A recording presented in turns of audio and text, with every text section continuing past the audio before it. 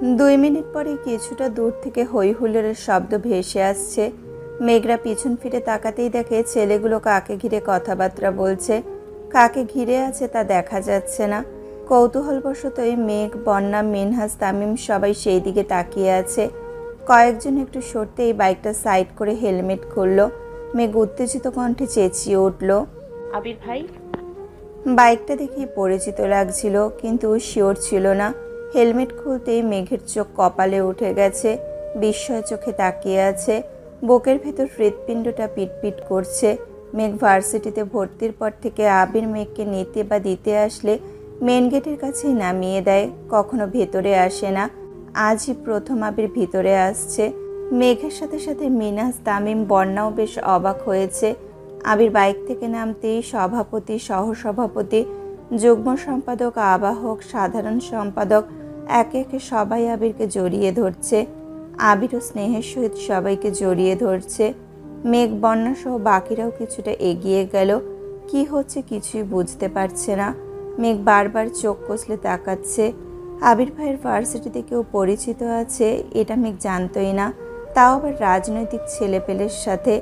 রাগী গুরুগম্ভীর স্বভাবের ছেলেটা হাসি মুখে বলল, থ্যাঙ্কস ভাইয়া, তুমি আমাদের কথা মেনে এত ব্যস্ততার মধ্যেও আসছো, এটাই অনেক। আমরা তো ভাবছিলাম তুমি হয়তো আসবেই না। তোরা যে এত বছর পরেও আমায় স্মরণ করছিস সেই অনেক বড় ব্যাপার। তোমাকে কি ভোলা সম্ভব? কলেজের হিরো ছিলা তুমি, স্যারদের চোখের মণি, সে সাথে পুরো কলেজের মেয়েদের ক্রাশ বয়। শেষ লাইনটা কানে যেতেই মেঘ সাপের মতো ফোঁস করে উঠল। সূক্ষ্ম দৃষ্টিতে তাকায় আবিরের দিকে।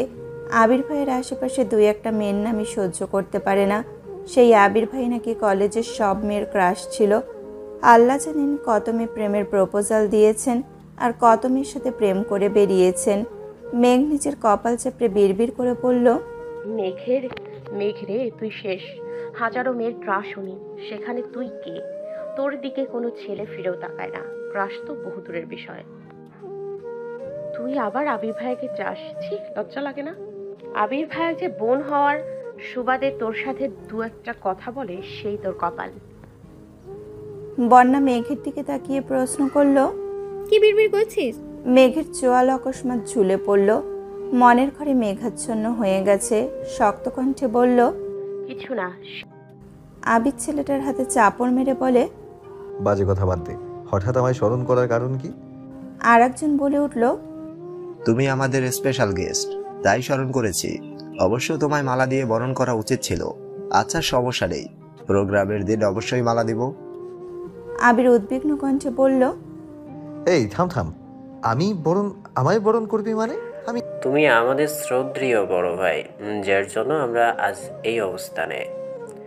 আমার জন্য না, বরং তোরা নিজের অবস্থান নিজেরা তৈরি করেছিস। যখন পথভ্রষ্ট যখন পথ যখন পথভ্রষ্ট হয়ে গেছিলাম, তখন রাস্তা তো তুমিই দেখিয়ে দিয়েছিলে। আচ্ছা বুঝলাম, কিন্তু প্রোগ্রামটা কিসের? ভার্সিটিতে লাস্ট একটা প্রোগ্রাম করতে যাচ্ছে। প্রোগ্রাম করবি কর, আমার কি কাজ? আমি তো ভার্সিটির কেউ না, পড়িও নি এখানে। পড়নি ইত্যাদি কি? বাইরের পড়তে না গেলে তুমি ভার্সিটির স্টুডেন্টই থাকতা। এখন কথা হলো, ভার্সিটির পাশাপাশি আমরা আমাদের কলেজের স্যার ম্যাডামদের ইনভাইট করতে যাচ্ছি, আর ইনভাইটটা তুমি করবা। তাছাড়া তোমাদের মতো সাকসেসফুল কিছু ব্যক্তিদের ইনভাইট করা হবে। তোমরা তোমাদের সুদর্শন চেহারা দেখিয়ে জুনিয়রদের সঠিক পথ দেখাবা। প্রথমত আমি কোনো সাকসেসফুল ব্যক্তি না, দ্বিতীয়ত আমি এই ভার্সিটির স্টুডেন্ট না, তৃতীয়ত তোদের প্রোগ্রামে আমি স্যারদের ইনভাইট করার কে?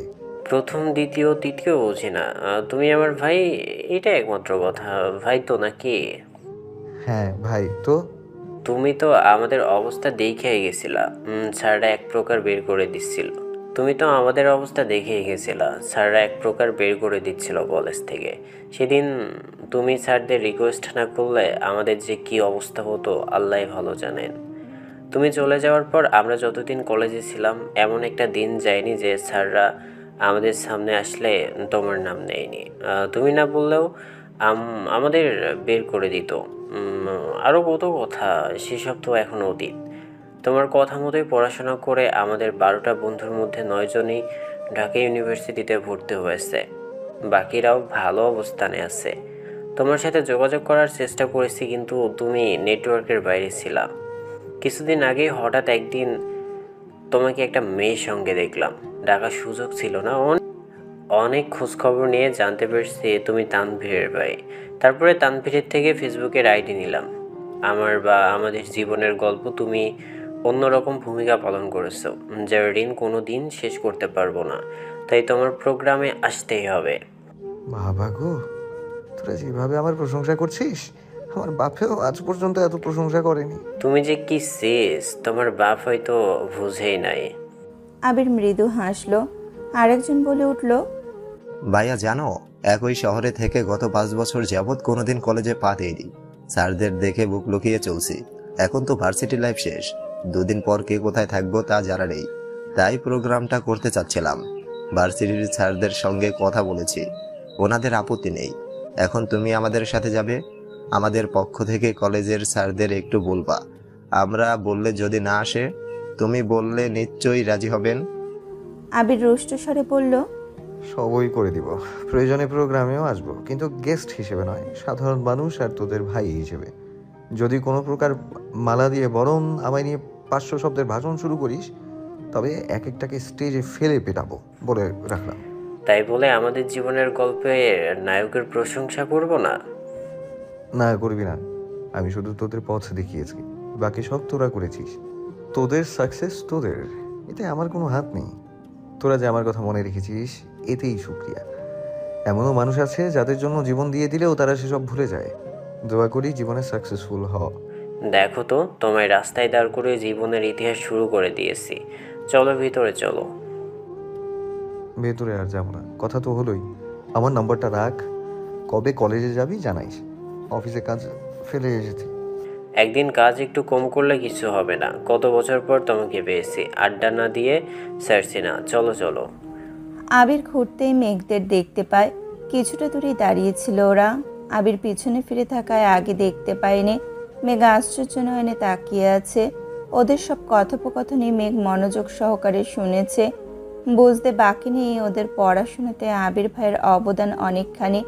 তবে সেই ছেলেগুলোর কি হয়েছিল তা শোনার বেশ আগ্রহ জাগছে মেঘের মনে। আবির কিছুটা এগিয়ে এসে মেঘের মুখোমুখি দাঁড়ালো, ছোট করে শুধালো, ক্লাস শেষ? আবিরের কণ্ঠে মেঘ হকচকিয়ে তাকালো। মনোযোগ ছিল অন্য কোথাও। ওপর নিচ মাথা নেড়ে বলল, শেষ, কিন্তু আপনি এখানে কেন? মেঘ সব কথা শুনেও না শোনার মতো প্রশ্নটা করেছে। আবির চোখের ইশারায় ছেলেগুলোকে দেখিয়ে বলল, ওদের সঙ্গে দেখা করতে আসছিলাম। ছেলেগুলো এগিয়ে গেছে। আবিরকে না পেয়ে পেছন ফিরে তাকাতেই মেঘ দেখলো। দু কদম এগিয়ে এসে বলল, ওনাকেই দেখেছিলাম তোমার সাথে। উনি কে ভাইয়া তোমার? আবির তার আগেই বলল, আমার কাজিন। তোরা যা, আমি আসছি। ছেলেগুলো এগিয়ে যাচ্ছে। আবির মেঘকে উদ্দেশ্য করে গলায় তেজ এনে বলল, আড্ডা দেওয়া শেষ হলে বাসায় যা, গাড়ি অপেক্ষা করছে। মিনহাজ আর তামিমকে দেখেও না দেখার মতো করে চলে যাচ্ছে। মেঘ পেছন থেকে ডেকে বলল, আমি আপনার সঙ্গে যাব। অনেকদিন হলো আবিরের বাইকে ওঠে না। রাগারাগি মান অভিমানে ঠিকমতো কথাই বলেনি। বাইকে ওঠা তো দূরের বিষয়, আজ মেঘের খুব ইচ্ছে করছে আবির ভাইয়ের সাথে বাইকে ঘুরবে। তাছাড়া ফুপ্পির জন্য মনটা ছটফট করছে। সে প্ল্যান করেছে ফুপ্পিকে দেখে একেবারে বাসায় ফিরবে। আবির 2 আঙুলে ইশারা দিতে মেঘ আবিরের কাছে এগিয়ে গেল। আবির প্রখরতপ্ত স্বরে বলল, আমি না আসলে কি করতি? মিনহাজ আর তামিমের প্রতি ক্রোধ চেপে রাখতে পারছে না। ওদের দিকে তাকালেই অঘটন ঘটতে পারে, তাই তাকাচ্ছে না। মেঘ স্বাভাবিক কণ্ঠে উত্তর দিল, আমি তোকে নিতে আসিনি, অন্য কাজে এসেছি। মেঘ জেদ দেখিয়ে বলল, আমি এত কিছু জানি না। আপনি আমায় নিয়ে যাবেন, এটাই শেষ কথা। মেঘের জেদের কাছে আবিরের সুপ্ত ক্রোধ হার মানতে বাধ্য হয়েছে। আবির ক্ষীণ হাসল। মেঘ জেদ দেখিয়ে কথা বললে ওর নাক ফুলে যায়, গাল দুইটা লাল টকটকে হয়ে যায়, দুধে আলতা চেহারায় রক্তবর্ণের ছাপ ভেসে ওঠে, গলার দুপাশে 2টা রগ ফুলে ওঠে। মেঘকে এভাবে দেখলে আবিরের উদ্বেলিত হৃদয়ের কম্পন তীব্র হয়ে ওঠে। কল্পনার জগতে পাড়ি দিতে ইচ্ছে করে, রক্তাভ দুখালে ভালোবাসার পরশ এঁকে দিতে ইচ্ছে করে, কিন্তু বরাবরের মতোই সে অসহায়। নিজের অনুভূতি লুকাতে হয় প্রতিবার। দীর্ঘশ্বাস ছেড়ে বলল, কিছুক্ষণ অপেক্ষা করতে হবে। ব্যাপার না, অপেক্ষা করব। বিড়বিড় করে বলল সারা জীবন। আবির দু কদমে এগিয়ে পিছন ফিরে আবার তাকালো, কিন্তু কিছু বলল না। এখানে তামিম, মিনহাজ আছে যাদের সহ্য হয় না, আবার মেঘকে নিয়ে ভেতরে যাবে, সেখানেও প্রায় 20-30টা ছেলে আছে। কে কোন নজরে মেঘকে দেখবে এই চিন্তায় মেঘকে কিছু বলল না। আবির চলে যেতেই বন্যা দীর্ঘ নিঃশ্বাস ছেড়ে মিনহাজ আর তামিমের দিকে তাকালো। মিনহাজ আর তামিম দুইজনই স্তব্ধ হয়ে আছে। চোখের সামনে এতক্ষণ যা ঘটল কিছুই বিশ্বাসযোগ্য না। নিজের চোখ, নিজের কান, কোনো কিছুকেই বিশ্বাস করতে পারছে না। কোথায় ভেবেছিল ভার্সিটির নেতাদের ক্ষমতা দেখিয়ে মেঘদের সামনে একটু ভাব নিয়ে চলবে। বড়সড় একটা বাঁশ খেলো তো খেলো একদম মেঘদের সামনে। মেয়েরা মুখে প্রকাশ করুক বা না করুক, বেশিরভাগ মেয়েরাই দাপটি ছেলেদের পছন্দ করে। কেউ কিছু বললে ছেলেটা যেন মুখ লুকিয়ে সেখান থেকে প্রস্থান না নেয়। মেয়েটার সম্মান বাঁচাতে ছেলেটা যেন প্রতিবাদ করতে পারে। প্রতিনিয়ত আবিরের এত প্রশংসা শুনে মিনহাজ ও তামিম ভেবেছিল রাজনীতি করবে, নেতাদের পরিচিতি লাভ করে মেঘের মন জয় করে নেবে। কিন্তু আবির ক্ষণে ক্ষণে তার সব প্ল্যান ভেস্তে দিচ্ছে। বন্যা ওদের অসহায় মুখের পানে চেয়ে থেকে হঠাৎই হাসি শুরু করেছে। হাসতে হাসতে মেঘের ওপর হেলে পড়ছে। বন্যার স্বতঃস্ফূর্ত হাসি দেখে মেঘও হাসল। বন্যা কেন হাসছে এটা কারোরই অজানা নয়। 2 মিনিট, 5 মিনিট, 10 মিনিট হয়ে গেছে, বন্যা হেসেই যাচ্ছে। হাসতে হাসতে পেটে ব্যথা হয়ে গেছে, তবুও বন্যার হাসি থামছে না। মিনহাজ সহ্য করতে না পেরে রাগান্বিত কণ্ঠে বলল, হইছে বইন, থাম, এর বেশি হাসলে মরে যাবি। বন্যা হাসতে হাসতে বলল, তোর শ্রদ্ধেয় রাজনৈতিক বড় ভাইদের আমার সালাম দিস। সালামের পরে বলিস তুই যে আবির ভাইয়াকে মারার হুমকি দিয়েছিস। আবির ভাইয়ার প্রতি তাদের যেই ভালোবাসা দেখলাম, আশা করি তারাই তোকে যোগ্য সম্মানই দিয়ে দিবে। মিনহাজ রাগে ফুঁসতে ফুঁসতে বলল, আমি হুমকি দিলাম কখন? তোর ভাই ব্রাদার্সের পাওয়ার দেখাবি বলছিলি, মনে নেই? এত মন ভোলা তুই। আচ্ছা বাদ দে। এখন বাদ দিছি, কিন্তু ভবিষ্যতে এসব আকাশচুম্বী কথাবার্তা বললে তোর শ্রদ্ধেয় ভাইদের বলে দিব। আচ্ছা ঠিক আছে। মেঘ এতক্ষণ যাবতী নিশ্চুপ দাঁড়িয়ে। ইদানিং নিজের সাহস দেখে মাঝে মাঝে নিজেই অবাক হয়ে যায়। আবির ভাইয়ের মুখের ওপর জেদ দেখালো। যদি আবির ভাই ভার্সিটির সবার সামনে থাপ্পড় মারত তবে কি হতো? ভাবতেই ভয় কেঁপে উঠছে। সবার সামনে থাপ্পড় খেলে মুখ দেখানোর অবস্থা থাকতো না। আবির কিছুক্ষণের মধ্যেই বেরিয়ে আসছে। মেঘ বাসায় চলে গেলে হয়তো বেশিক্ষণ আড্ডা দিত, কিন্তু মেঘকে বাইরে রেখে গেছে, তাই মাথায় চিন্তা কাজ করছে। এজন্য তাড়াতাড়ি চলে আসছে। মেঘকে ডাকতেই মেঘ এগিয়ে গিয়ে বলল, আঙ্কেল কি চলে গেছেন? হ্যাঁ, তুই না বললি বাইকে যাবি, তাই তো আঙ্কেলকে চলে যেতে বলছি। কেন? আপনার তো অফিস আছে, আমায় নিয়ে গেলে সময় নষ্ট হবে, তাই বলছিলাম আমি গাড়িতে চলে যেতাম। এটা আগে মনে হয়নি? তোর ভাইয়ের মতো রাগ উঠলে তোরও মাথা ঠিক থাকে না, তখন কিছু বোঝার অবস্থাতে তো থাকিস না। ব্যাপার না, চল। আমি রিক্সা দিয়ে বাসায় চলে যাই। মেজাজ খারাপ করিস না, চল বলছি। মেঘ ভয়ে ভয়ে এগিয়ে যাচ্ছে। ফুপ্পির বাসায় নিয়ে যাবে না আগেই বলেছে, এখন আবার ফুপ্পির কথা বললে নিশ্চিত মাইরি খাবে। আবির একটা রিক্সা ঠিক করে বন্যাকে যাওয়ার জন্য ইশারা করলো, তারপর মেঘকে নিয়ে চলে গেছে।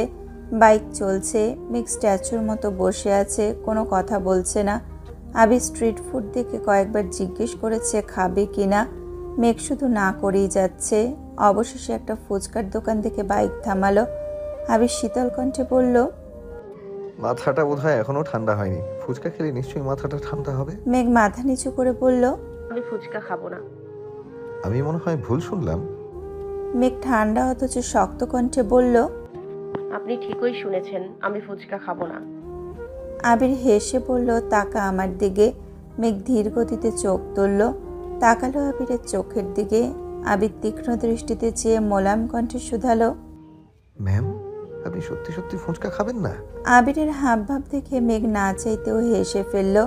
সে আবিরের ভয়ে ফুচকা খাবে না বলছিল, কিন্তু আবির থেকে বারবার উস্কাচ্ছে।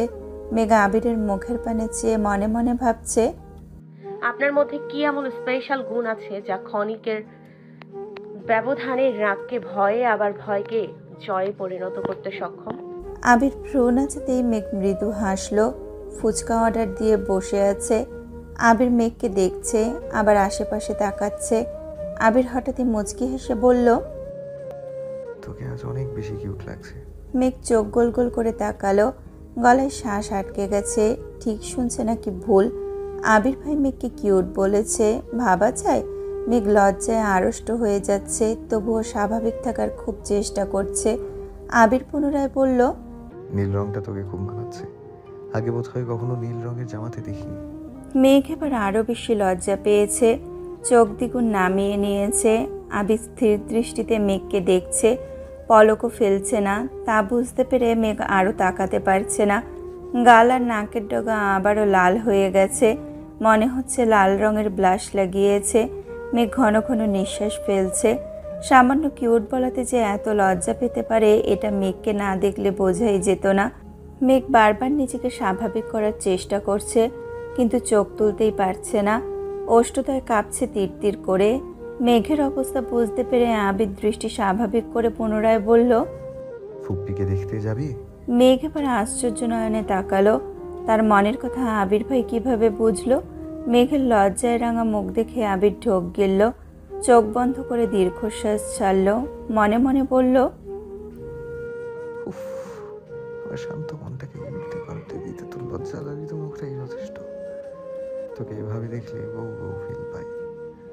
কবে তোকে আমার করে পাবো? অপেক্ষার প্রহর যে ফুরায় না।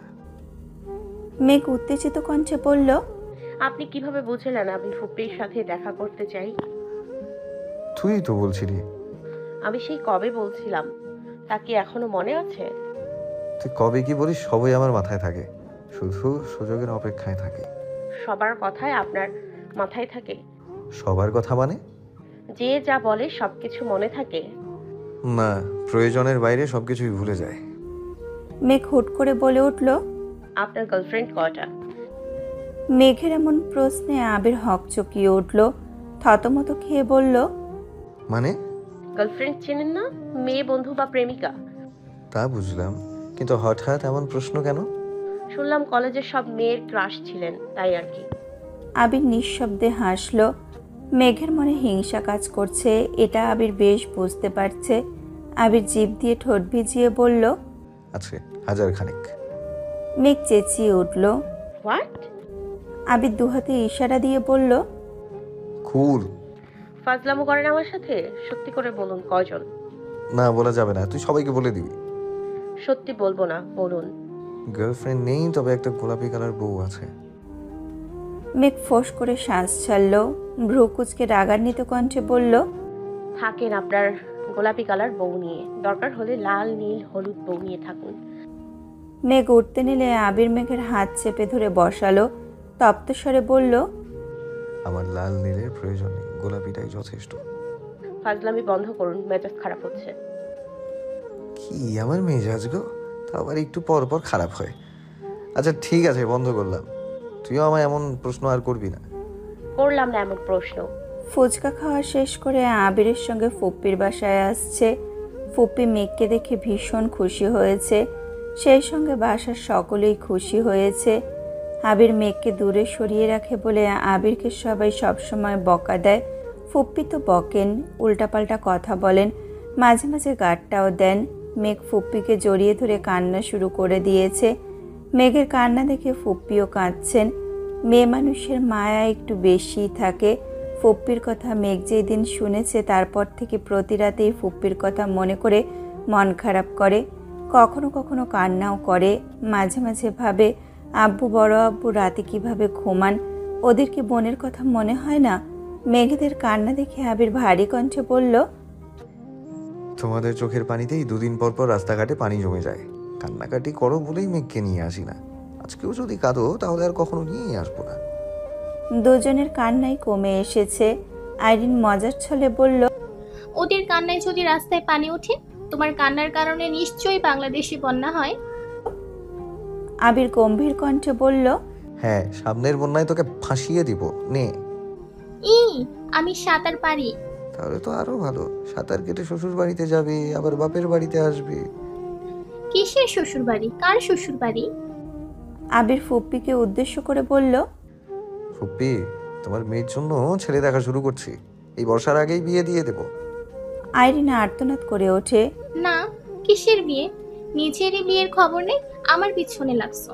তুমি আগে বিয়ে করো। আবির ঠাট্টার স্বরে বলল, আমি খবর পেয়েছি তুই জান্নাতকে খুব জ্বালাস। আমার বউকে জ্বালাবি না তার কি গ্যারেন্টি আছে? এই জন্যই তোকে বিয়ে দিয়ে তারপরেই বিয়ে করব। আইরিন জান্নাতকে জিজ্ঞেস করলো, ভাবি সত্যি করে বলো, আমি তোমাকে জ্বালাই? জান্নাত এপাশ ওপাশ মাথা নেড়ে হেসে উত্তর দিল, কখনোই না। আইরিন মেঘকে শুধালো, মেঘ আপু, আমি কি তোমাকে জ্বালাই? আবির মাথা নিচু করে জিভে কামড় দিয়ে বসে আছে। এই মেয়েটা নিশ্চিত ফাঁসাবে। মেঘ স্বাভাবিকভাবে উত্তর দিল, কই না তো, তুমি তো অনেক লক্ষ্মী মেয়ে। এবার আইরিন আবিরের দিকে তীক্ষ্ণ দৃষ্টিতে চেয়ে বলল, দেখছো, আমি কাউকেই জ্বালি না। পরিস্থিতি স্বাভাবিক করতে আবির বলল, সেসব পরে দেখা যাবে। ফুপি খুব ক্ষুধা লাগছে, দুপুরে খাইনি, খেতে দাও। আপনারা ফ্রেশ হন, আমি এখনই খাবার দিচ্ছি। 1-2 ঘন্টা গল্প করে মেঘকে নিয়ে বাসায় ফিরেছে। রাস্তায় যেতে যেতে মেঘ হঠাৎই আবিরকে ডাকলো, আবির ভাই, আমাদের ভার্সিটির ছেলেগুলো কি আপনার কলেজের? হ্যাঁ, এক ব্যাচ জুনিয়র ছিল। ওরা আপনার এত প্রশংসা করছিল কেন? আপনি কি করছিলেন? তুই কি সব শুনে ফেলেছিস? জি। কলেজে থাকাকালীন একটু ঝামেলা হয়েছিল, তখন স্যারদেরকে রিকোয়েস্ট করছিলাম, এই আর কি। কি ঝামেলা সেটাই তো জানতে চাচ্ছি। জানতেই হবে। জি। ওরা কলেজে ভর্তির পর কিছুদিন নিয়ম কানুন মেনে চলেছে, রেজাল্টও ভালো করছিল, কিন্তু 6 মাস পর থেকে কোথাকার কোন ছেলের সঙ্গে মিশে নেশা করে এক একটা ধ্বংসের তার প্রান্তে চলে গেছিল। পড়াশোনার অবস্থা নেই, নিয়ম মানে না, স্যারদের সাথে উগ্র আচরণ, পরীক্ষার রেজাল্ট খারাপ করছে। সব মিলিয়ে স্যাররা সিদ্ধান্ত নিয়েছিল সব কটার বাবা মাকে এনে অপমান করে কলেজ থেকে বহিষ্কার করে দেবে। আমি কয়েকজনের মাধ্যমে জানতে পেরেছি 2-3 জন বাদে সবগুলোর পারিবারিক অবস্থা খুব খারাপ। বাবা মা অনেক কষ্ট করে টাকা ইনকাম করে ঢাকা শহরে ছেলেকে পড়াতে পাঠিয়েছে, আর এগুলো সঙ্গ দোষে নিজের জীবন ধ্বংস করছে। জানার পর নিজেরই কষ্ট লাগছিল।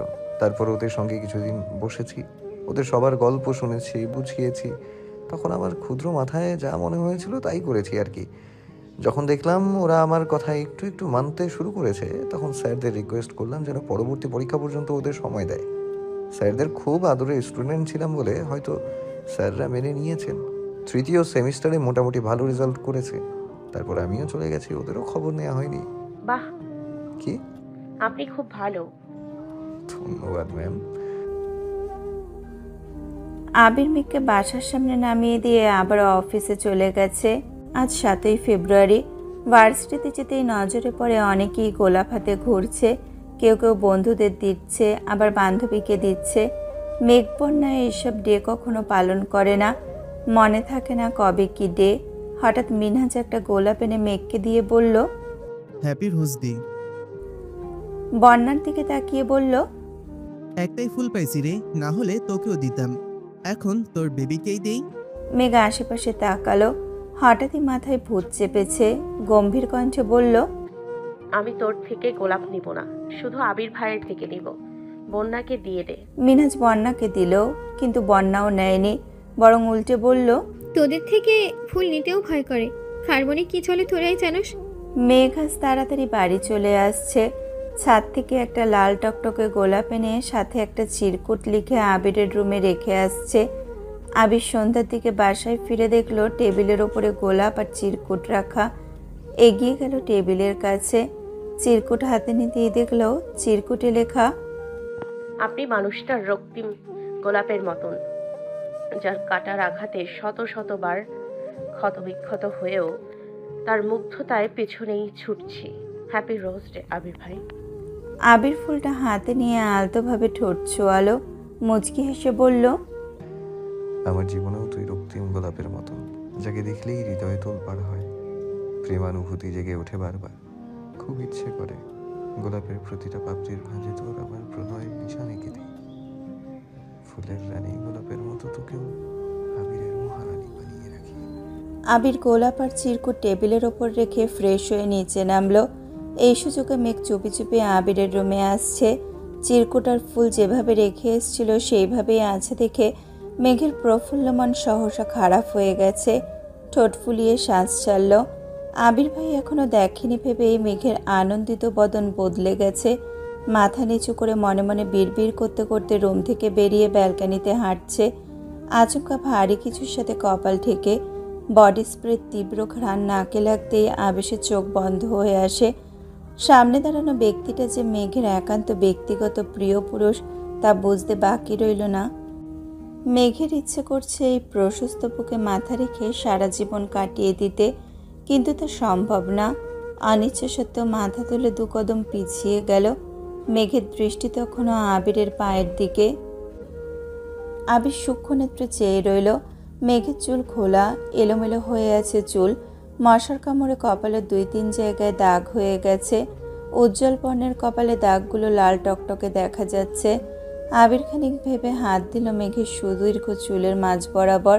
চুলের আগা শুকিয়ে গেলেও মাঝামাঝি আর গোড়ার দিকের চুলগুলো এখনো ভেজা। আবিরের কুচকানো ভ্রুযুগল একসঙ্গে লেগে গেছে। দাঁত খিচে গম্ভীর কণ্ঠে বলে, এই অনিয়ম কি সারা জীবনই করবি? কথা শুনবি না আমার? মেঘ শশব্যস্ত চোখে তাকালো আবিরের দিকে। আবিরের ভারী কণ্ঠস্বর শুনে মেঘের মুখটা আরো চুপসে গেছে। চাহনিতে শীতলতা, মন জুড়ে তার অন্য চিন্তা ঘুরপাক খাচ্ছিল। আবির ভাই চিরকুট দেখে কিভাবে রিয়াক্ট করবেন তাই ভাবছিল। আবিরের হাত তখনও মেঘের চুলে। দ্বিতীয়বার কণ্ঠ দ্বিগুণ ভারী করে বলল, কি বললাম আমি? আগের কোনো কথাই মেঘের কর্ণকুহরে পৌঁছায়নি। এটা আবিরকে কিভাবে বলবে? নিরুপায় হয়ে মেঘ উল্টে প্রশ্ন করল, আমি কি করেছি? অসময়ে সাবান নিচ্ছিস কেন? 2 দিন পর পর যে মাথা ব্যথায় ভুগিস, মনে থাকে না? তোকে সকাল সকাল সাবান নিতে বলেছিলাম, কথা মানিস না কেন? একদমই কথাগুলো বলল আবির। চোখে সাফ রুষ্টতা। মেঘের অনিয়ম সহ্য করতে পারে না সে। মেঘ মনে মনে উত্তর সাজাচ্ছে। কি বললে এ যাত্রায় উদ্ধার হতে পারবে সেই সব ভাবছে। মেঘ উদ্বেগপূর্ণ কণ্ঠে বলল, ইউনিভার্সিটি থেকে এসে ঘুমিয়ে পড়েছিলাম, তাই একটু দেরি হয়ে গেছে। কাল থেকে সাবান নিয়ে তারপর ভার্সিটিতে যাবি, মনে থাকবে? মেঘ ঘাড়কাত করে সম্মতি জানালো। ধমক খায়নি ভেবেই মনে মনে আনন্দিত হলো। আবির মেঘের চুল থেকে হাত সরিয়ে নিল। কপাল গুছিয়ে আবির পুনরায় আওড়ালো, এভাবে ভালোবাসার নিশান নিয়ে ঘুরতে লজ্জা লাগে না? মেঘ থতমত খেয়ে বলল, মানে কার ভালোবাসা, কিসের নিশান? আবির নিজের ফোনে সেলফি ক্যামেরা অন করে মেঘের সামনে ধরল। কপালের মাঝ বরাবর মশার কামড়ের 3টা দাগ, নাকের ডোকায় একটা, থুতনির পাশে একটা, 2-1টা গালেও আছে। মেঘ কি বলবে উত্তর খুঁজে পেল না। আবির কণ্ঠ খাদে নামিয়ে বলল, বুঝলাম, মশাকে ভালোবাসিস, তাই বলে তাদের নিশান নিয়ে ঘুরতে হবে? মেঘ আহম্মকের মতো চেয়ে আছে। আবিরের মুখের ভঙ্গি দেখে মেঘ ওষ্ঠ উল্টালো। আবির পাশ কাটিয়ে যেতে নিলে মেঘ তড়িঘড়ি করে বলল, আমি মশাকে ভালোবাসি না। তা তো নিশান দেখেই বোঝা যাচ্ছে। আবিরের ছটপট উত্তর। মেঘ আবিরের পেছনে দাঁড়িয়ে বিড়বিড় করে বলল, আমি মশাকে না, আপনাকে ভালোবাসি, আপনি কি বোঝেন না? আবির মুচকি হাসল। কথাটা ঠিকই তার কান পর্যন্ত পৌঁছেছে। সহসা হাসি থামিয়ে ঘাড় হালকা ঘুরিয়ে মেঘের দিকে আর চোখে তাকিয়ে বলল, মশারি টানিয়ে ঘুমাইস?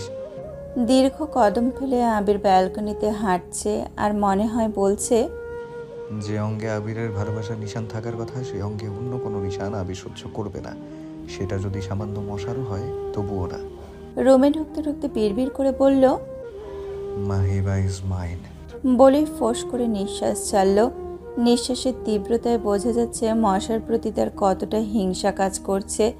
রুমে ঢুকে দরজা বন্ধ করে ঘণ্টাখানেক মেঘের চিরকুটার গোলাপ হাতে বসে রইল। কল্পনায় কতটা পথ হেঁটে আসছে কে জানে। তারপর একটা ডায়েরির ভাঁজে গোলাপ আর চিরকুট রেখে শুয়ে পড়েছে। ভ্যালেন্টাইন সপ্তাহ চলছে। প্রতিদিনই কোনো না কোনো স্পেশাল ডে। আবির প্রতিদিন অফিস থেকে ফিরেই টেবিলে একটা চিরকুট দেখতে পায়। Propose day, chocolate day, teddy day, এক এক ডেতে এক একটা স্পেশাল চিরকুট, সাথে চকলেট, টেডি, কিছু না কিছু থাকে। কিন্তু আবিরের কোনো প্রতিক্রিয়া মেঘের চোখে পড়ে না। আবির অফিসে চলে গেলেই মেঘ ছুটে যায় আবিরের রুমে, খোঁজে নিজের দেওয়া চিরকুটগুলো, কিন্তু কিছুই খুঁজে পায় না। আবিরের রুমের প্রত্যেকটা জিনিসে তালা দেওয়া। টেবিলের ওপর রাখা বই খাতা সব চেক করেছে, কিন্তু কিচ্ছু পায়নি।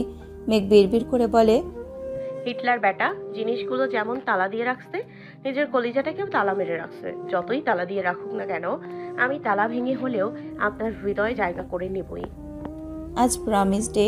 আবির অফিসের কাজে সকাল সকাল বেরিয়ে গেছে। মেঘও ভার্সিটিতে এসেছে। মনটা তেমন ভালো না। আশেপাশে সবাই সবাইকে এটা সেটা প্রমিস করছে। মেঘ তাকিয়ে তাকিয়ে সেই দৃশ্য দেখছে। আবির ভাইয়ের থেকে চকলেট টেডি যেখানে পায়নি, সেখানে প্রমিস ডেতে কোনো প্রমিস আশা করা বোকামি ছাড়া কিছুই না। এর মধ্যে বন্যা আসছে। মেঘের মন খারাপ দেখে উদ্বিগ্ন কণ্ঠে শুধালো, কি হয়েছে বেবি? মন খারাপ কেন? কিছু হয়নি, এমনি ভালো লাগছে না। এমনি তো না, অবশ্যই কারণ আছে। আবির ভাইয়া কিছু বলেছেন? অথবা তানভীর ভাই, না মিনহাজ, তামিমরা কিছু বলেছে? না। আর তাহলে হয়েছেটা কি? আজকে কি ডে জানিস? বন্যা স্বাভাবিক কণ্ঠে বলল, এসব ডে দিয়ে আমার কি কাজ? আমি ছেলেও কি করব, তুই বল। আজ প্রমিস ডে। দেখ, চারপাশে সবাই সবাইকে প্রমিস করছে, আমায় কেউ প্রমিস করে না। বন্যা নিজের ওড়না থেকে একটা সুতো ছিঁড়ে মেঘের কনিষ্ঠ আঙুলে পেঁচিয়ে মোলায়েম কণ্ঠে বলা শুরু করলো, ওরে আমার বেবিটা, তোমার প্রমিস লাগবে, আগে বলবো না? আজকে স্পেশাল দিনে আমি বন্যা থেকে প্রমিস করছি, আমাদের বন্ধুত্বের সম্পর্ক সারা জীবন অটুট থাকবে। জীবনে যতই ঝড় আসুক না কেন, সেই ঝড়ের কবলে দুজন পৃথিবীর দুই মেরুতে চলে যায় না কেন, তারপরেও আমাদের বন্ধু একই রকম থাকবে। তোর যে কোনো বিপদে আমায় পাশে পাবি। আজে বাজে অজুহাত দেখে আমি কোনো দিন দূরে সরে যাব না। Promise. Happy promise day baby. মেঘ সঙ্গে সঙ্গে বন্যাকে জড়িয়ে ধরেছে। বন্যা ছোট থেকেই খুব ম্যাচিওর একটা মেয়ে। মেঘ আর বন্যার মধ্যে মেঘ ঠিক যতটা দুষ্টু আর উগ্র, বন্যা ঠিক ততটাই শান্ত। দুষ্টুমির জন্য মেঘ স্যার ম্যামদের কাছে অনেক বকা খেয়েছে। বন্যা যথাসম্ভব মেঘকে বাঁচিয়ে রাখার চেষ্টা করেছে। মেঘের রাগ বেশি হওয়ায় সামান্য বেঞ্চে বসা নিয়েও স্কুল লাইফে বান্ধবীদের সাথে ঝগড়া লেগে যেত। সেখানেও বন্যাই ঝগড়ায় মীমাংসা করে দিত। মেঘকে বুঝিয়ে রাগ কন্ট্রোল করত। বয়স বাড়ার সাথে সাথে মেঘের চঞ্চলতাও কমে এসেছে। বাড়িতে মিম আর আদির সাথে টুকটাক দুষ্টুমি করলেও বাইরে এখন খুব ভদ্র থাকার চেষ্টা করে। মেঘ যে পরিস্থিতিতেই থাকুক না কেন, বন্যাকে সে চোখ বন্ধ করে ভরসা করতে পারে। বন্যাও মেঘকে বোনের মতোই যত্নে রাখে। এত বছরের বন্ধুত্বেও বন্যা এত সুন্দর করে কখনো প্রমিস করেনি। মেঘও বন্যাকে জড়িয়ে ধরে বলল, আমিও তোকে প্রমিস করছি, আমি যতদিন বেঁচে থাকবো ততদিন তোর বেস্ট ফ্রেন্ড হয়েই থাকবো। তোর সাথে কত দুষ্টুমি করছি, ঝগড়া করছি, রাগ দেখাইছি। ইনফ্যাক্ট এখনো কত রাগ দেখাই। তুই কি সুন্দর সব মেনে নিস। তোর মতো বান্ধবী পাওয়া সত্যিই ভাগ্যের বিষয়। আমি খুব ভাগ্য করে তোকে আমার জীবনে পেয়েছি। তোকে কখনোই হারাতে চাই না, আমি খুব ভালোবাসি তোকে। বন্যাও আহ্লাদি কণ্ঠে বলল, আমিও খুব ভালোবাসি। মিনহাজ আর তামিম দুইজনেই একসঙ্গে বলে উঠল। আহা গো, দুই বান্ধবীর কত প্রেম। মেঘা হাসি মুখে নিজের কনিষ্ঠ আঙুল ওদের সামনে ধরে উত্তেজিত কণ্ঠে বলল, দেখ, আমার বেস্টু আমায় প্রমিস করেছে। মিনহাজ মাথা চুলকে বলল, ওহো, আজ তো প্রমিস ডে, মনেই ছিল না। প্রমিস করতে হবে তো। মেঘ উঠে যেতে যেতে বলল, আমার বেস্টু আমায় প্রমিস করে ফেলেছে। এখন আমার আবির ভাইয়ের প্রমিস প্রয়োজন। আবির ভাই যদি একবার বলে কখনো ছেড়ে যাবে না, তাহলেই আমার জন্য যথেষ্ট। তোদের প্রমিস দিয়ে কি ঘোড়ার ঘাস কাটবো? এইভাবে অপমান করলি, দেখবি তোর আর আবির ভাই তোকে কখনোই প্রমিস করবে না। এটা আমার অভিশাপ। মেঘ হাতের কলম ছুঁড়ে মারে। কলমটা ঠিক মিনহাজের কপালে লাগে। মিনহাজ ব্যথায় উফ করে ওঠে। মেঘ রাগান্বিত কণ্ঠে বলে, শকুনের দোয়ায় গরু মরে না, আর যদি মরে তাহলে তোকেও মরতে হবে। মেঘ ক্লাস শেষ করে বাসায় আসছে। মনটা ভীষণ অস্থির। আবির ভাইয়ের প্রতিক্রিয়া বুঝতে পারে না বলে আজ কোনো চিরকুট লেখেনি। চিন্তা করেছে সরাসরি আবিরকে বলবে। মেঘ ব্যালকনিতে দাঁড়িয়ে অপেক্ষা করছিল। সন্ধ্যার খানিক বাদেই আবির বাসায় ফিরেছে। আবির রুমে ঢুকে টেবিলের দিকে তাকায়। আজ কোনো চিরকুট নেই দেখে আনমনি কপাল গুটালো। ড্রেস চেঞ্জ করে শাওয়ার নিতে চলে গেছে। প্রায় 30 মিনিট পর মেঘ আবিরের রুমে আসলো। আবির তখন ড্রেসিং টেবিলের সামনে দাঁড়িয়ে ভেজা চুল ঝাড়ছিল। আগে ড্রেসিং টেবিল ভাঙার পর সেটা পাল্টিয়ে নতুন একটা আনিয়েছে। আগেরটার থেকেও এটা অনেক বেশি সুন্দর। আবির রুমে না থাকলে মেঘ প্রায় এসে ড্রেসিং টেবিলের সামনে সাজুগুজু করে ছবি তোলে। আবিরের চুলের পানি ছিটকে গিয়ে মেঘের গায়ে পড়ে। মেঘ সেখানেই থমকে দাঁড়ায়। ঘাড় ঘুরিয়ে আবিরকে দেখলো। আয়নায় তাকিয়ে কিছু একটা ভাবছিল আবির। হঠাৎ মেঘের উপস্থিতি বুঝতে পেরে কিছুটা নড়ে ওঠে, ঠান্ডা কণ্ঠে শুধালো, কিছু বলবি? আপনি কিছু বলবেন? না। কিছু বলার নেই? না। আজকে কি ডে বলুন তো? মানডে মানে সোমবার কেন? এই ডে এর কথা বলিনি। আবির আর চোখে চেয়ে শুধালো, তাহলে কোন ডে? মেঘ সূক্ষ্ম নেত্রে তাকালো, তপ্তস্বরে বলল, আপনার টেবিলের ওপর রাখা চিরকুটগুলো দেখেনি? মেঘ ঠাট্টার স্বরে বলল, চিরকুট তুই রেখেছিলি নাকি? মেঘ লাজুক হেসে চিবুক নামিয়ে বলল। জি। আবির টেবিল থেকে ফোন নিয়ে কিছু চেক করতে করতে বলল, কি ছিল চিরকুটে? মেঘ অসহায়ের মতো চেয়ে শীতল কণ্ঠে প্রশ্ন করল, আপনি চিরকুটগুলো দেখেননি? কি জানি, খেয়াল করিনি। মেঘের তৎক্ষণাৎ মিনাজের অভিশাপের কথা মনে পড়ে গেছে, সেই সঙ্গে আবিরের কথাটা আগুনে ঘি ঢালার মতো কাজ করেছে। মেঘের মেজাজ খারাপ হলো, রাগান্বিত কণ্ঠে বলল, আমার চিরকুটগুলো আমায় দিন, আপনার সাথে আর কোনো কথা নাই। আবির শশব্যস্ত হয়ে ফোন থেকে চোখ সরিয়ে মেঘের দিকে তাকালো, মৃদু হেসে জানালো, তোর চিরকুট কোথায় উড়ে গেছে কে জানে। রাগে মেঘের চোখ জ্বলছে, মিনহাজের দেওয়া অভিশাপটা বারবার মনে পড়ছে আর তেলে বেগুনে জ্বলে উঠছে। রাগের মাথায় হুট করে বলে উঠল, আপনি আমার জীবনে কেন আসছেন? প্রত্যুত্তরে আবির বলল, আমি তোর জীবনে আসিনি, বরং তুই আমার জীবনে এসেছিস। মেঘ কপাল কুঁচকে প্রশ্ন করে। কিভাবে? আবির মেঘের দিকে স্থির দৃষ্টিতে তাকায়, খানিক চুপ থেকে ঠান্ডা কণ্ঠে শুধায়, তোর জন্ম আগে হয়েছে নাকি আমার? আপনার। তো কে কার জীবনে এসেছে? মেঘ চিবুক নামিয়ে বিড়বিড় করে বলল, জানি না। আবির প্রখর তপ্ত স্বরে প্রশ্ন করে, রুমে কেন আসছিলি? মেঘের পুনরায় মিনহাজের অভিশাপের কথা মনে পড়ে যায়।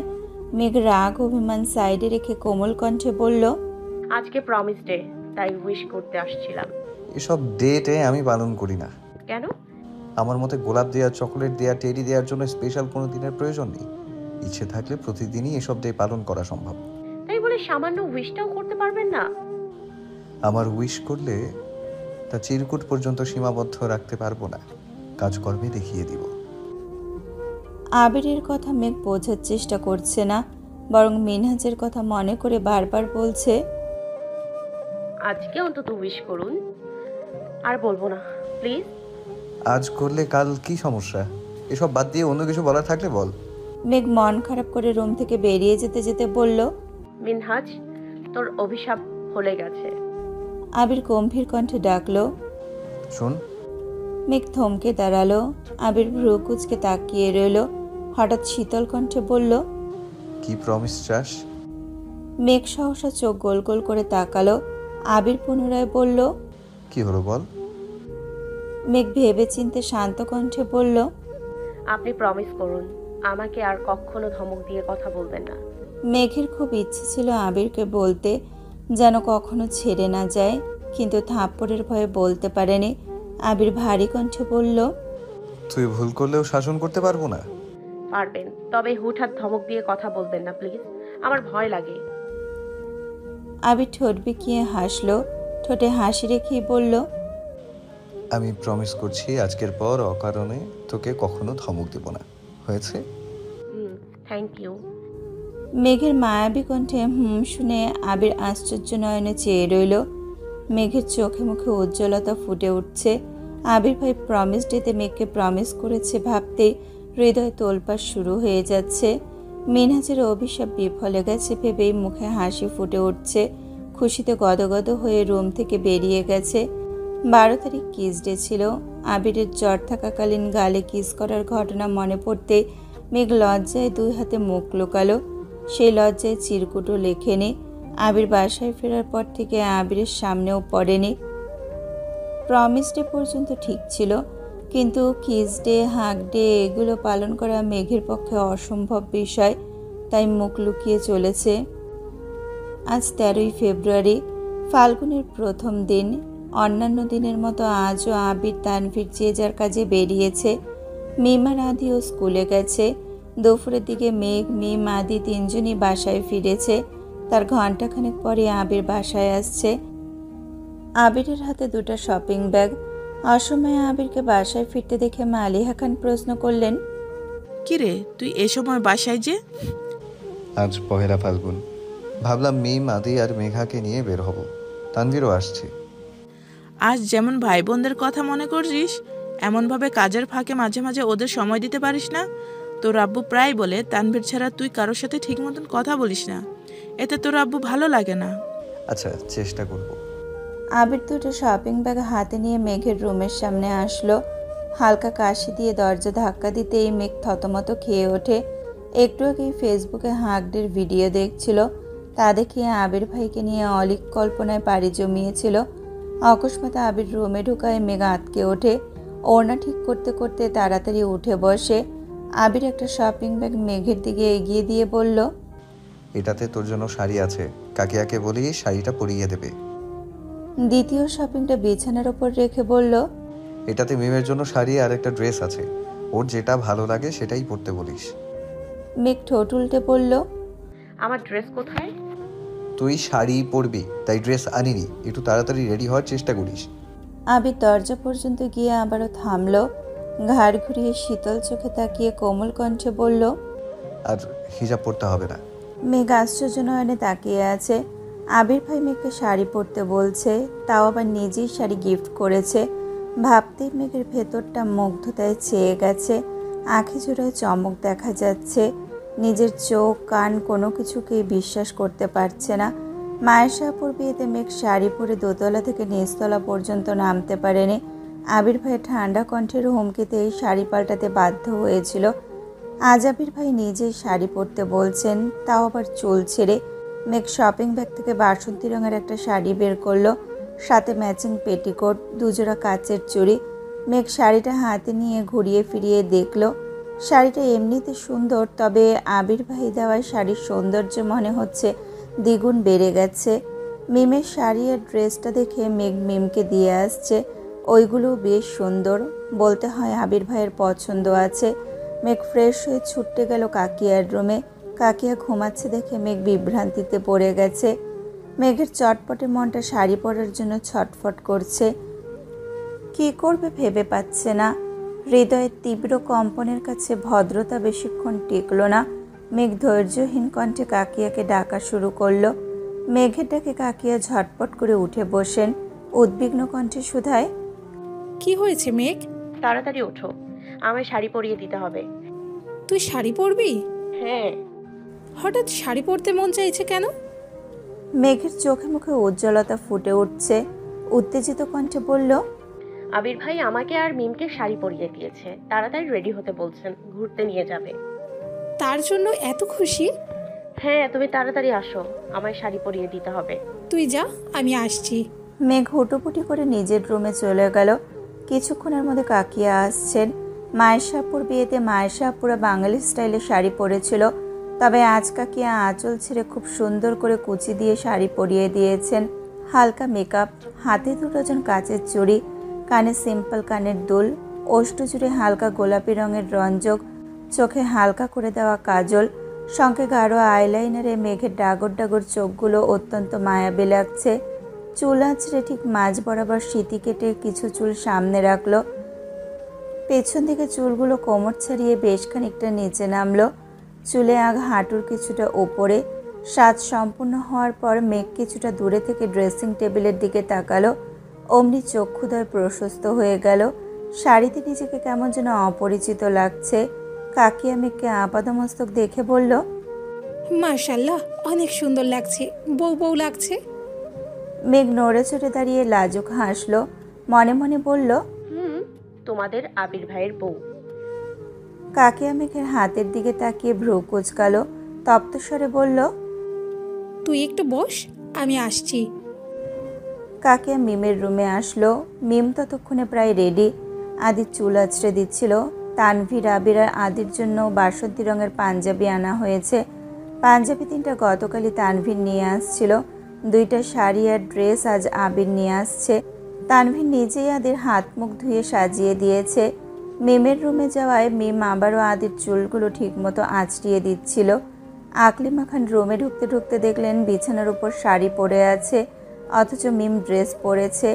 আকলিমা খান জিজ্ঞাসু দৃষ্টিতে তাকিয়ে শুধালেন, মেঘ শাড়ি পরেছে, তুই পরিসনি কেন? এখন রাগ উঠছে ঠিকই, শাড়ি পরার বয়স হয়নি তো, তাই 2 দিন পর মেঘের মতো তুইও শাড়ি পরার জন্য ছটপট করবি। সে যাই হোক, তোর আলতাটা দে। মিম ড্রেসিং টেবিল থেকে আলতা বের করে আম্মুকে দিল। আকলিমা খান মেঘের 2 হাতে আর 2 পায়ে খুব সুন্দর মতন আলতা পরিয়ে দিয়েছে। কিছুক্ষণের মধ্যে মিম আর মেঘ নিচে নামলো। আদি রেডি হয়ে বাসা থেকে বেরিয়ে গেছে। মেন গেট পার হতেই মেঘের নজর পড়ে বাসন্তী রঙের পাঞ্জাবি পরনে প্রিয় মানুষটার দিকে। পাঞ্জাবির হাতা কোনোই পর্যন্ত উঠানো, হাতে কালো রঙের ঘড়ি, অনামিকা আঙ্গুলে জলজল করছে একটা আংটি, চোখে সানগ্লাস পরে গাড়ির সাথে হেলান দিয়ে দাঁড়িয়ে ফোন চাপছিল।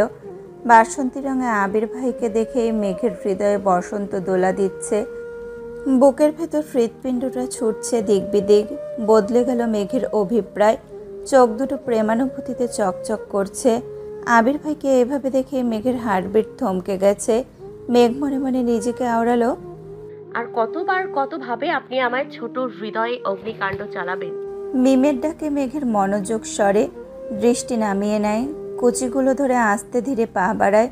তখনই আবিরের দৃষ্টি পড়ে আলতারাঙা পায়ের দিকে। অমনি বুকের ভেতরটা মোচড় দিয়ে উঠছে। আলতারাঙা পায়ের মালিক যে আবিরের হৃদয়ের রানী।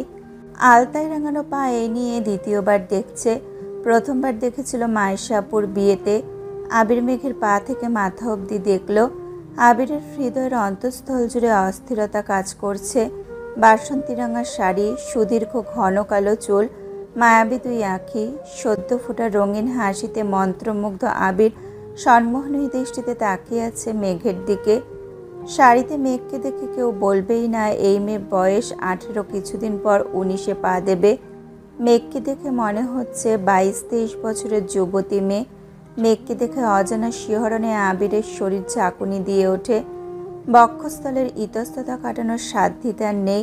আবিরের হৃদয়টাকে ক্ষতবিক্ষত করার অস্ত্র আবির নিজেই মেঘের হাতে তুলে দিয়ে এসেছে। জেনে বুঝে নিজেকে ধ্বংসের দ্বার প্রান্তে নিতে যাচ্ছে আবির। জোরালো হৃদস্পন্দনের শব্দ আবিরের কান পর্যন্ত পৌঁছাতেই আবির ঢোক গিলল। আকাশের দিকে তাকিয়ে দীর্ঘ নিঃশ্বাস ছাড়ল। চোখ বন্ধ করে খানিক ভাবল। চোখ মেলে তাকাতেই আবিষ্কার করলো মেঘ আবিরের থেকে ঠিক 1 হাত দূরে দাঁড়ানো। এত কাছাকাছি দাঁড়ানোতে মেঘের গায়ের গন্ধ আবিরের নাসারন্ধ্র পর্যন্ত পৌঁছে যায়। এই ঘ্রাণ আবিরকে বারংবার মাতাল বানাতে সক্ষম। মেঘ সুমধুর কণ্ঠে বলে, কি হয়েছে আপনার? আবির সম্মোহনী দৃষ্টিতে তাকিয়ে শীতল কণ্ঠে বলে, হয়নি, তবে হবে। কি হবে? তোর মাথা। গাড়িতে ওঠ। মেঘ ভেংচি কেটে চুপচাপ গাড়িতে গিয়ে বসলো। মিম, মেঘ, আদি 3জনেই পিছনে বসছে। আবির ড্রাইভিং সিটে বসছে, তানভীর তার পাশেই বসছে। গাড়ি স্টার্ট দিল। 10 মিনিটে কম করে হলেও 50 বার গাড়িতে থাকা আয়নাতে মেঘকে দেখেছে। আরও 5 মিনিট যাওয়ার পর আবির আচমকা গাড়ি সাইড করে থামালো। তানভীর উদ্বিগ্ন কণ্ঠে বলল, আমার বোনকে এত ভয় পাও? ভাই আজ গাড়ি তুই চালা, আমি পারছি না। তানভীর গাড়ি থেকে নেমে ড্রাইভিং সিটে বসছে। শান্ত কণ্ঠে বলল, আমি কিন্তু তোমার মতো চালাতে পারবো না। যেভাবে খুশি চালা, আমায় বিরক্ত করিস না প্লিজ। তানভীর ঠোঁট বেঁকিয়ে মুচকি হাসলো। আবিরের হৃদয়ের তোলপাড় তানভীর কিছুটা হলেও বুঝতে পারছে। মেঘ পেছন সিটে বসা থেকে একটু উঠে পেছন থেকে আবিরের কপালে হাত রেখে প্রশ্ন করল, আপনার কি শরীর খারাপ? আবির চোখ বন্ধ করে দীর্ঘশ্বাস ছেড়ে বিড়বিড় করে বলল, কারোর হৃদয় হরণ হলে কি সে সুস্থ থাকতে পারে? আবিরের বেসামাল অবস্থা দেখে তানভীর মৃদু হেসে ঠাট্টার স্বরে মেঘকে বলল, ভয় পাইস না, ভাইয়ার মনে আরশোলা কামড় দিয়েছে, এই জন্য অস্থির লাগছে সবকিছু। ঠিক হতে একটু সময় লাগবে। মিমা রাতে 2জনে একসঙ্গে চেঁচিয়ে উঠল, গাড়িতে আরশোলা আছে? কই আরশোলা? আল্লাহ বাঁচাও। ওদের নাচানাচিতে তানভীর গাড়ি সাইড করে পেছন ফিরে তাকালো। তেজপূর্ণ গম্ভীর কণ্ঠে শুধালো, ভয় পাইস না, ভাইয়ের মনে আরশোলার কামড় দিছে। আদি আর্তনাদ করে বলল, তুমি না বললা ভাইয়াকে আরশোলা কামড় দিছে? তানভীর উদাস ভঙ্গিতে বলল, এর জন্য অস্থির লাগছে সবকিছু, ঠিক হতে একটু সময় লাগবে। আমি কি একবার বলছি গাড়িতে আরশোলা আছে? ভাইয়াকে কখন কোথাও আরশোলা কামড়াইছে কে জানে। তোর চুপচাপ বস, গাড়িতে আরশোলা নেই, তারপরও লাফালাফি করলে আরশোলা বাড়িতে ফেলে দিয়ে আসবো। আবির তখনও চোখ বন্ধ করেই বসেছিল। তানভীর এবার আবিরের দিকে তাকিয়ে একগালে হেসে বিড়বিড় করে শুধালো, ভাইয়া ব্যথা কি বেশি লেগেছে? হাসপাতালে নিতে হবে। আবির সহসা চোখ খুলল, আর চোখে তানভীরের দিকে তাকালো, কিন্তু কোনো রিয়াকশন দেখালো না। তানভীর তখনও হেসেই যাচ্ছে। তানভীর পুনরায় ডাকলো, আবির শুধু ভ্রু নাচালো। তানভীর ঠোঁট বেঁকিয়ে হেসে বলল, চোখ বন্ধ করে জোরে নিঃশ্বাস ছাড়ো আর বলো অল ইজ ওয়েল। দেখবে একটু শান্তি লাগছে। আবির ভ্রু গুটিয়ে তাকালো। তানভীরের হাসি দেখে আবিরও খানিক হাসলো, তারপর তপ্ত স্বরে বলল, মজা নিচ্ছিস? তানভীর সশব্দে হেসে উত্তর দিল, একদমই না। আবির ভারী কণ্ঠে বলল, দিন আমারও আসবে, তখন বুঝাবো কত ধানে কত চাল। চুপচাপ গাড়ি স্টার্ট দে। তানভীরও আর কিছু বলল না, ঠোঁটের কোণে হাসি রেখে গাড়ি স্টার্ট দিল। মায়েশাপুর বিয়েতে মেখে শাড়ি পরা দেখে আবির সারা রাত ঘুমাতে পারেনি। সাকিব তানভীরকে সবই বলেছে। তখনকার অবস্থা তানভীর স্বচক্ষে না দেখতে পারলেও এখনের অবস্থা ঠিকই দেখতে পারছে। গাড়িতে এসি চলছে, তারপরও আবির ঘামছে, স্থির থাকতে পারছে না। একবার টিস্যু দিয়ে চোখ মুখ মুছছে, সানগ্লাস খুলে সামনে রাখছে, আবার চোখে দিচ্ছে, এই ফোন বের করছে, আবার পানি খাচ্ছে। বুকের বাঁ পাশে অবস্থিত হৃৎপিণ্ডটা অবিরত কাঁপছে। কথায় আছে, শাড়িতেই নারী। যে অষ্টাদশী জামা পরে পিচ্চিমের মতো সারা বাড়ি ছোটাছুটি করত, সে আজ শাড়ি পরে পরিপূর্ণ নারী রূপে আবিরের সামনে আসছে। মায়াবিনী তো জানে না, তার মায়ের জেলে আবিরের মনটা বন্দী হয়ে আছে বহু বছর ধরে। নারীরূপী মায়াবিনীকে অনন্তকাল দেখার স্বাদ জাগছে আবিরের অন্তরে। ইচ্ছে তো অনেক কিছুই করছে। মায়াবিনীর দুগাল স্পর্শ করে চোখে চোখ রেখে মায়াবিনীর সমুদ্রের ন্যায় গভীর দু চোখে চিরকালের জন্য ডুবে যেতে, কপালে আলতোভাবে নিজের ঠোঁট ছোঁয়াতে, হৃদয়ে জমানো নিবৃতি ভালোবাসার একখণ্ডে মায়াবিনীর উদ্বেলিত মনটাকে শান্ত করতে, মায়াবিনীর চোখে চোখ রেখে 7 সমুদ্র পাড়ি দিতে, নীল আকাশ, অগণিত পাখি আর সমুদ্রের সুবিশাল জলরাশিকে সাক্ষী রেখে বলতে, আমি তো ভালোবাসি তোকে। আবির সিটের সঙ্গে হেলান দিয়ে বসে আছে, দৃষ্টি তার গাড়ির মিরারে। পেছনের সিটে বসা অষ্টাদশীকে আপন মনে দেখেই চলেছে। হঠাৎই ঠোঁটের কোণে এক চিলতে হাসির ঝলক দেখা গেল। কেন হাসলো কে জানে। এদিকে মেঘ শাড়ি ঠিক করায় ব্যস্ত। প্রথমবার এভাবে শাড়ি পরেছে, বারবার মনে হচ্ছে এইদিক ওদিক খুলে যাচ্ছে, তাই সেই সব চেক করায় ব্যস্ত। স্বাভাবিক হয়ে বসতেই মিররে চোখ পড়ে। আবিরের সঙ্গে চোখাচোখি হতেই মেঘ সঙ্গে সঙ্গে চোখ নামিয়ে নিয়েছে। সহসা মেঘ ভ্রু কুঁচকায়।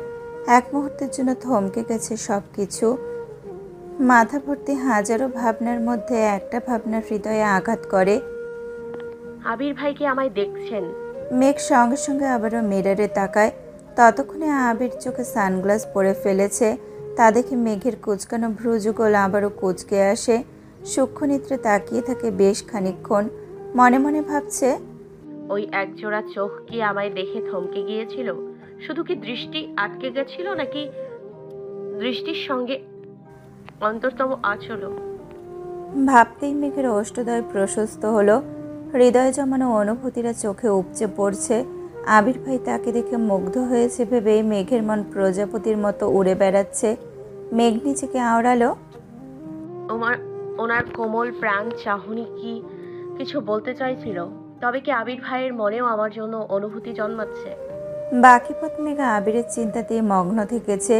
শ্যামবর্ণের এক পুরুষের প্রেমে মেঘ মাতোয়ারা হয়ে গেছে। আবিরের যত্ন, রাগ, তীব্র অধিকারবোধ, স্নিগ্ধতা মিশ্রিত চাহনি অষ্টাদশীর মন পাড়ায় বারংবার বিপর্যয় ঘটায়।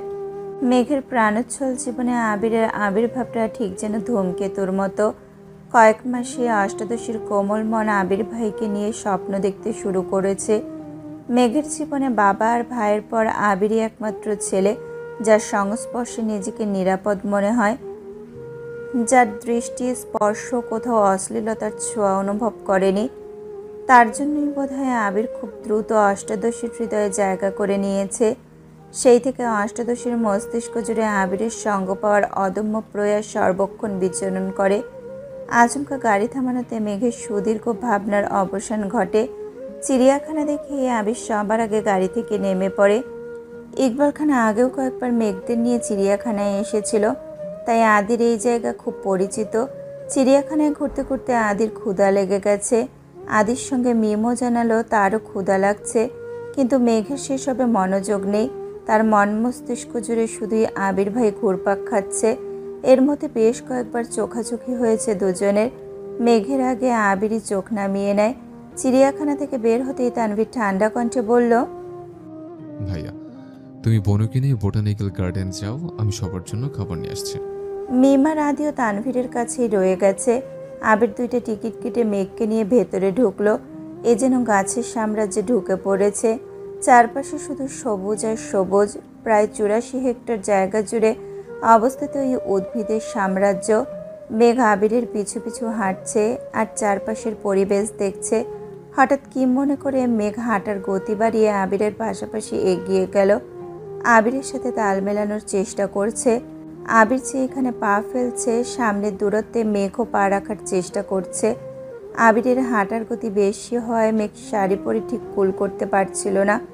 আবির আর চোখে চেয়ে মেঘের পাগলামি দেখে মুচকি হাসলো। পকেট থেকে ফোন বের করতে করতে হাঁটার গতি কমিয়ে আনলো।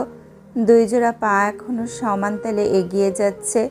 বাসন্তী রঙের পাঞ্জাবিতে আবির, তার সঙ্গে বাসন্তী রঙের শাড়িতে মেঘকে বেশ মানিয়েছে। লম্বাটে আবিরের পাশে মেঘকে আজ খুব একটা পিচ্ছি লাগছে না। শাড়ির সঙ্গে হিল জুতাতে বেশ বড়ই লাগছে মেঘকে। তানভীর কল দেওয়ায় আবিরের গতি কিছুটা কমে গেছে। মেঘ সামনে চলে গেছে। পাশ দিয়ে 3-4টা ছেলে যাচ্ছিল। তাদের মধ্যে একজন ঠাট্টার স্বরে বলে উঠল, কি রে মামা, আজকাল পুরীরা আসমান থেকে নেমে বোটানিক্যাল গার্ডে ঘুরতে আসছে নাকি? হরে মামা, আমারও তাই মনে হচ্ছে। চুলগুলো দেখেছিস, জোশ না? আসলেই জোস। এমন একটা মেয়ে যদি আমার গার্লফ্রেন্ড হতো। আচমকা ছেলেগুলোর মুখ বন্ধ হয়ে গেছে। মেঘ আবিরের দিকে তাকাতেই দেখলো আবির ফোন চাপছে। মেঘ ঘাড় ঘুরিয়ে আবারও ছেলেগুলোর দিকে তাকালো। ততক্ষণে ছেলেগুলো মাথা নিচু করে চলে যাচ্ছে। মেঘ আবিরের অভিমুখে চেয়ে আছে। আবির ফোন থেকে চোখ তুলতেই মেঘের চোখে চোখ পড়ে।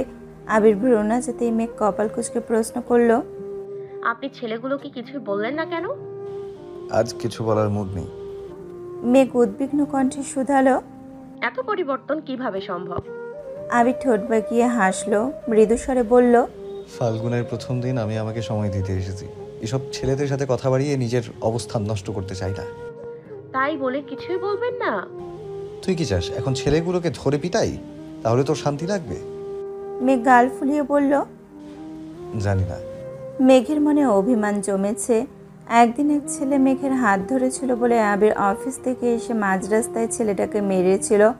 আর আজ ছেলেগুলো বাজে কমেন্টস করেছে, তাতেও আবির কোনো প্রতিক্রিয়া দেখালো না। মেঘের মনে আবারও দুশ্চিন্তা ঢুকে গেছে। আবির ভাইয়ের এই পরিবর্তন মানতে পারছে না মেঘ। ছেলেগুলোকে একটা ধমক দিলেও মেঘ মানসিক শান্তি পেত। আবিরের পিছু পিছু হাঁটতে হাঁটতে অনেকটা দূরে চলে গেছে। অকস্মাৎ মেঘের নজর পড়ে সামনে গাছের নিচে একটা কাপল বসে আছে। মেঘ আবিরের মনোভাব বোঝার জন্য ওইদিকে দেখিয়ে বলল, জায়গাটা অনেক সুন্দর, তাই না? মেঘের দৃষ্টি অনুসরণ করে আবিরও সেই দিকে তাকিয়েছে। কাপলটাকে দেখে আর চোখে মেঘের দিকে তাকালো। মেঘ খুব মনোযোগ সহকারে কাপলটাকে দেখছে। আবির গলা খাকারি দিয়ে অন্যদিকে তাকিয়ে ঠান্ডা কণ্ঠে বলল, হ্যাঁ, অনেক সুন্দর। মেঘ একটু ভারী কণ্ঠে বলল, ওই দিকে না, এদিকে দেখতে বলছি। মেঘ ইনডাইরেক্টলি আবিরকে কাপলটাকে দেখতে বলছে। আবির বুঝেও না বোঝার মতো ভান করছে আর মিটিমিটি হাসছে। আবির এবার কাপলটার দিকে তাকালো। খানিক বাদে প্রশ্ন করলো, তুই তো বোটানির স্টুডেন্ট। ওরা যে গাছটার নিচে বসে আছে, ওই গাছটার বৈজ্ঞানিক নাম কি বল? মেঘ আহম্মকের মতো তাকিয়ে আছে। এ কেমন মানুষ, বোঝাচ্ছে কি আর বেটায় বুঝতেছে কি? মনে প্রেম ভালোবাসা নাই ঠিক আছে, তাই বলে ঘুরতে এসেও পড়াশোনা? এটা কেমন কথা? আবির মেঘের দিকে তাকিয়ে পুনরায় প্রশ্ন করলো, কি হলো, জানিস না? জানবো না কেন? এটার বৈজ্ঞানিক নাম মেঘালমোফাইটা সেরাটো অ্যাবিরো। আবির হাঁ করে তাকিয়ে আছে। মেঘের মাথায় আস্তে করে গাঁটটা দিয়ে আবির বলল, এটা টার্মিনালিয়া আর্জুনা। কি পড়াশোনা করিস সেটাও জানিস না? আর একটা গাছের দিকে দেখিয়ে পুনরায় বলল, এই গাছটার নাম বল। মেঘ ফোঁস করে শ্বাস ছেড়ে রাগী স্বরে বলল, বোটানিতে পড়ি বলে যেখানেই যাই সেখানেই শুধু বৈজ্ঞানিক নাম ধরতে হবে? আমি কি এখানে পড়তে আসছি? তাহলে কেন এসেছিস?